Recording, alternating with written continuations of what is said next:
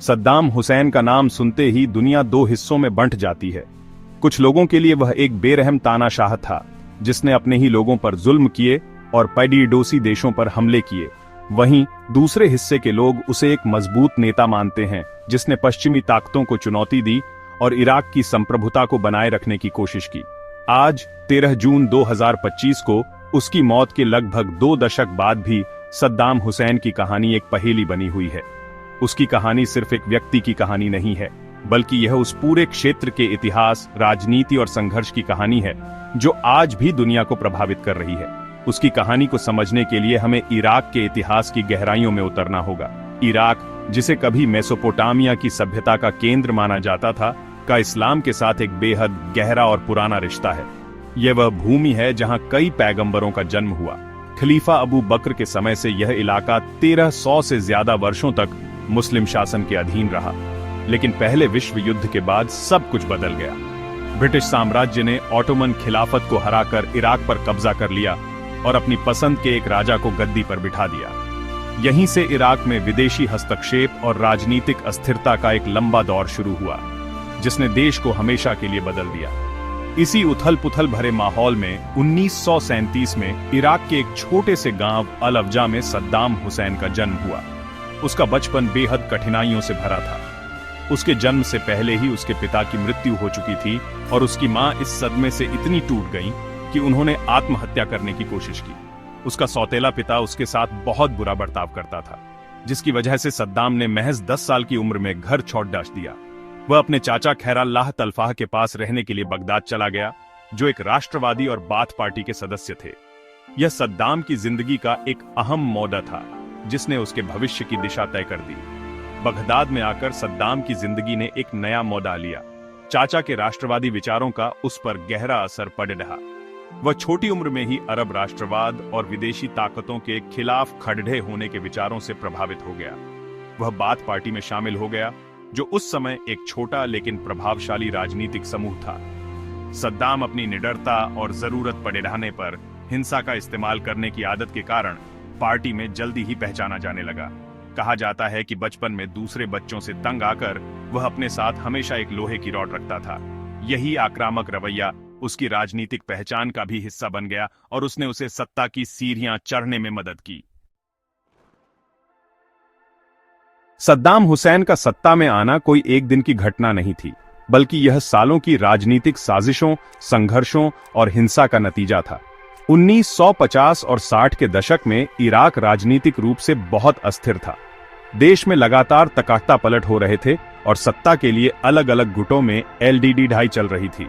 Bath party, जो अरब समाजवाद और राष्ट्रवाद का नारा देती थी, इसी माहौल में अपनी जगह बनाने की कोशिश कर रही थी। सद्दाम हुसैन ने इस पार्टी के भीतर अपनी पकड़ मजबूत करनी शुरू कर दी। 1959 में उसने इराक के तत्कालीन प्रधानमंत्री अब्द अल करीम कासिम की हत्या की एक नाकाम कोशिश में हिस्सा लिया। इस हमले में वह घायल हो गया और उसे देश छोड़कर भागना पड़ा, लेकिन इस घटना ने उसे पार्टी के भीतर एक बहादुर नेता के रूप में स्थापित कर दिया। कुछ साल बाद 1968 में बाथ पार्टी ने एक सफल तख्तापलट किया और इराक की सत्ता पर काबिज हो गई। इस सरकार में सद्दाम हुसैन को एक बड़ी जिम्मेदारी मिली और वह राष्ट्रपति अहमद हसन अल बकर का दाहिना हाथ बन गया। पर्दे के पीछे रहकर असली ताकत उसी के हाथों में थी। उसने धीरे धीरे सेना, खुफिया एजेंसियों और सरकार के हर विभाग पर अपना नियंत्रण स्थापित कर लिया। उसने इराक के विशाल तेल भंडारों का राष्ट्रीयकरण किया, जिससे देश की आमदनी बढ़ी। इस पैसे का इस्तेमाल उसने देश में स्कूल, अस्पताल और सडीडी डाकें बनवाने में किया, जिससे उसकी लोकप्रियता बढ़ी। लेकिन इसी के साथ उसने अपने विरोधियों को खत्म करने का सिलसिला भी शुरू कर दिया। 1979 में सद्दाम हुसैन ने राष्ट्रपति अल बकर को इस्तीफा देने के लिए मजबूर कर दिया और खुद इराक का राष्ट्रपति बन गया। सत्ता में आते ही उसने अपनी ताकत को और मजबूत करने के लिए एक क्रूर अभियान चलाया। उसने बाथ पार्टी के उन सदस्यों को भी नहीं बख्शा जिन पर उसे वफादार न होने का शक था। उसने एक मशहूर बैठक बुलाई, जिसमें उसने दर्जनों वरिष्ठ पार्टी नेताओं पर देशद्रोह का आरोप लगाया और उन्हें गिरफ्तार करवाकर मौत की सजा दे दी। इस घटना ने पूरे देश में एक खौफ का माहौल पैदा कर दिया।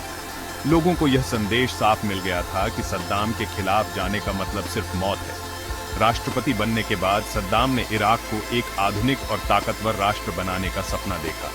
उसने देश की अर्थव्यवस्था को मजबूत किया और शिक्षा और स्वास्थ्य के क्षेत्र में बड़े सुधार किए। इराक में साक्षरता दर तेजी से बढ़ी और लोगों का जीवन स्तर भी सुधरा। इन कामों की वजह से कई इराकी लोग उसे एक दूरदर्शी नेता के रूप में देखने लगे। लेकिन इन सुधारों के पीछे एक अंधेरा सच भी छिपा था। सद्दाम का शासन पूरी तरह से तानाशाही पर आधारित था। वहां बोलने की आजादी नहीं थी, प्रेस पर सरकार का नियंत्रण था और खुफिया पुलिस हर जगह मौजूद थी। जो कोई भी सरकार की आलोचना करता, उसे या तो जेल में डाल दिया जाता या फिर गायब कर दिया जाता। सद्दाम हुसैन का शासनकाल विरोधाभासों से भरा था। एक तरफ जहां उसने इराक में आधुनिकीकरण को बढ़ावा दिया, वहीं दूसरी तरफ उसने ऐसे फैसले लिए जिन्होंने देश को तबाही के रास्ते पर धकेल दिया। उसकी सबसे बड़ी और विनाशकारी गलतियों में से एक थी 1980 में पेडोसी देश ईरान पर हमला करना। यह युद्ध 8 सालों तक चला और इसमें दोनों तरफ से लाखों लोग मारे गए। इस युद्ध ने इराक की अर्थव्यवस्था को पूरी तरह से बर्बाद कर दिया। सद्दाम को उम्मीद थी कि वह जल्दी ही यह युद्ध जीत जाएगा और इराक मध्य पूर्व की सबसे बड़ी ताकत बन जाएगा, लेकिन ऐसा नहीं हुआ। यह युद्ध बिना किसी नतीजे के खत्म हुआ और इराक पर भारी कर्ज चढ़ गया।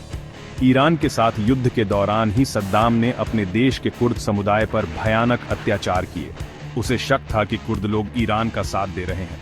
1988 में उसने उत्तरी इराक के कुर्द शहर हलबजा पर जहरीली गैस से हमला करने का आदेश दिया। इस हमले में हजारों बेगुनाह मर्द, औरतें और बच्चे मारे गए। यह घटना मानवता के खिलाफ उसके सबसे क्रूर अपराधों में से एक मानी जाती है। इसके अलावा उसने देश की शिया आबादी पर भी जुल्म किए, क्योंकि ईरान एक शिया देश था और सद्दाम को डर था कि इराक के शिया उसके खिलाफ विद्रोह कर सकते हैं। इन घटनाओं ने अंतर्राष्ट्रीय स्तर पर उसकी छवि एक बेरहम तानाशाह की बना दी। 2 साल बाद 1990 में सद्दाम ने एक और बदेड़ा और विवादास्पद फैसला लिया। उसने अपने छोटे पड़ोसी देश कुवैत पर हमला करके उस पर कब्जा कर लिया। सद्दाम का तर्क था कि कुवैत ऐतिहासिक रूप से इराक का हिस्सा है और वह इराक का तेल चुरा रहा है। इस कदम ने पूरी दुनिया को हैरान कर दिया और अंतर्राष्ट्रीय समुदाय ने इसकी कड़ी निंदा की। संयुक्त राष्ट्र ने इराक पर कड़े आर्थिक प्रतिबंध लगा दिए और उसे कुवैत से अपनी सेना हटाने के लिए कहा। जब सद्दाम ने ऐसा करने से इनकार कर दिया, तो अमेरिका के नेतृत्व में कई देशों की मिलीजुली सेना ने इराक पर हमला कर दिया। इसे पहला खाड़ी युद्ध कहा जाता है। पहले खाड़ी युद्ध में इराक की बुरी तरह हार हुई और उसे कुवैत से हटना पड़ा। इस युद्ध के बाद इराक पर लगे आर्थिक प्रतिबंधों ने देश की कमर तोड़ दी। आम लोगों की जिंदगी बेहद मुश्किल हो गई। खाने पीने की चीजों और दवाओं की भारी कमी हो गई, जिससे लाखों बच्चे कुपोषण का शिकार हुए। इसके बावजूद सद्दाम हुसैन सत्ता में बना रहा। उसने इन मुश्किलों के लिए पश्चिमी देशों, खासकर अमेरिका को जिम्मेदार ठहराया। कई अरब लोगों की नजर में वह एक ऐसा नायक बन गया जो अमेरिका जैसी महाशक्ति के सामने झुकने को तैयार नहीं था। उसकी छवि एक ही समय में एक जालिम शासक और एक अरब हीरो की बन गई।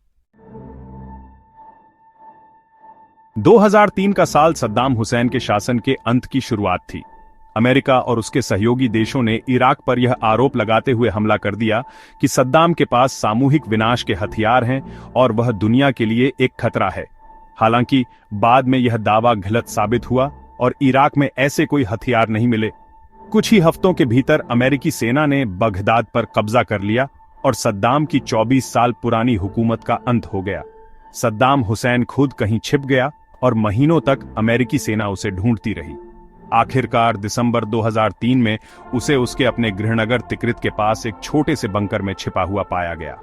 सद्दाम की गिरफ्तारी की तस्वीरों ने दुनिया को चौंका दिया। वह एक थका हुआ और बिखरा हुआ लग रहा था, जो उसकी पुरानी ताकतवर छवि के बिल्कुल विपरीत था। इसके बाद उस पर इराकी अदालत में मुकदमा चलाया गया। उस पर मानवता के खिलाफ अपराध, नरसंहार और युद्ध अपराधों के कई आरोप लगाए गए।